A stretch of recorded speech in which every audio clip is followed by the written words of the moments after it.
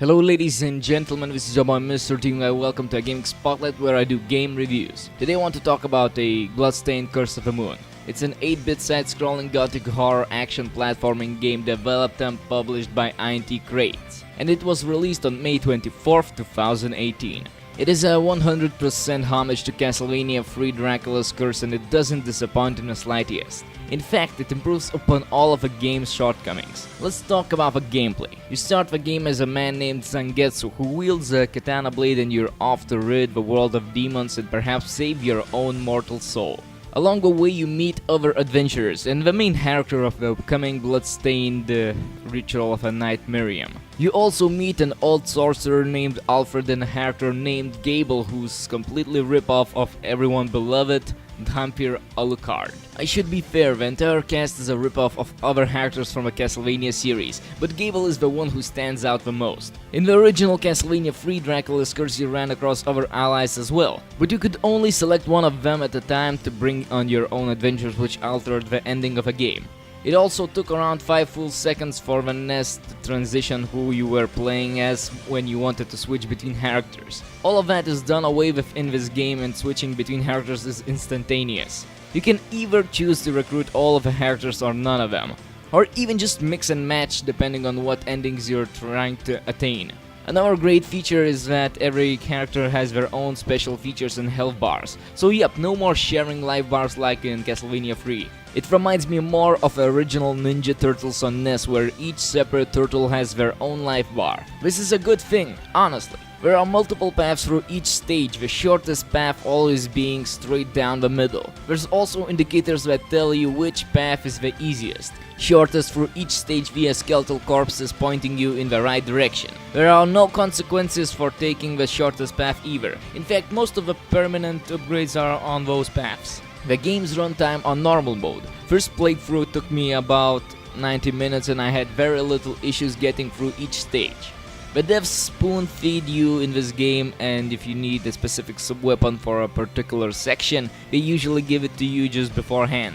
It's not like old school Castlevania 3 where you had to give up your triple cross and hold on to a fucking holy water sub-weapon for the final 2 stages of a Dracula's castle just so you could survive a doppelganger fight. No sir, if you need Miriam's triple dagger sub-weapon because there's some pesky aerial enemies coming up, you'll find it in the nearby lantern. That is not to say that this game isn't challenging or fun, however more hardcore gamers will see right through this game's tricks, as it doesn't really do anything new here. It just emulates a hardcore experience for a modern day age. Half the difficulty of old school games is that they ran like slow garbage and the processors weren't fast enough to keep up with people's reflexes, so everything was slowed down in them. Characters had extra frames of animation.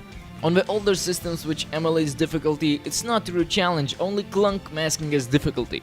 So to that I say this game is right where it needs to be for challenge. There's also option to make the game more challenging for you. You can play casual mode, which basically gives you infinite lives and doesn't knock back your character like in old school Castlevanias. Or there's veteran mode for purists that brings the old school style back to the forefront. On veteran mode you only have so many lives to beat a stage, otherwise you have to start right back from the beginning of the level, and of course it adds that dreaded and forgiving knockback damage everyone loves so much. There's also multiple save files, 8 in total that save all of your progress. You'll still have to beat all the subsequent stages after it though, but it could save you from having to start the entire game over because you missed a power-up or made a wrong decision when encountering an ally. In this game you can choose to kill an ally and absorb their soul, which unlocks unique abilities for Zangetsu. Or you can just take them with you and utilize their abilities in combat.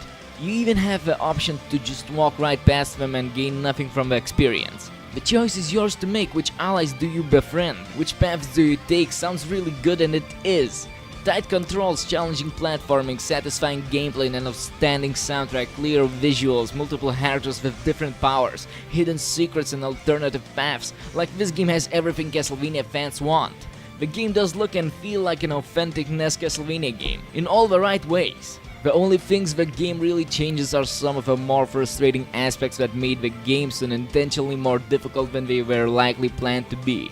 This includes the fact that you no longer die from falling off screens in levels where you have to climb vertically upwards like the clock tower throwback. Instead, the camera simply pans down as you fall, and you will live as long as you land properly and don't fall down a bottomless pit.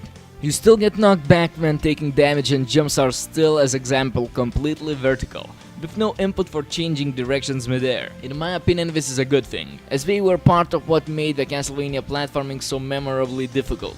Although the controls feel a little more responsive than they did in the older games, making the challenge feel more fair. You do also have the option of turning off knockbacks on hits, if you want an easier experience, of course. The only real criticisms I have of this game are very minor. I had some issues getting my controller to be recognized at first, but that was fixed by going into Steam's Big Picture mode. If you are an old school Castlevania fan, if you love Castlevania 3 Dracula's Curse with its multiple branching paths, endings, and characters recruiting, then there's no reason not to buy this game. Not even using the price point as an excuse will work because it's $10. I hope this episode helped you decide to choose, do you want to buy it or not.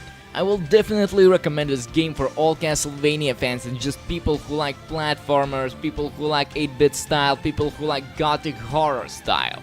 Okay, this was your boy Mr. Team Guy with another episode of Gaming Spotlight. Just wanted to say thanks for watching and have a nice day.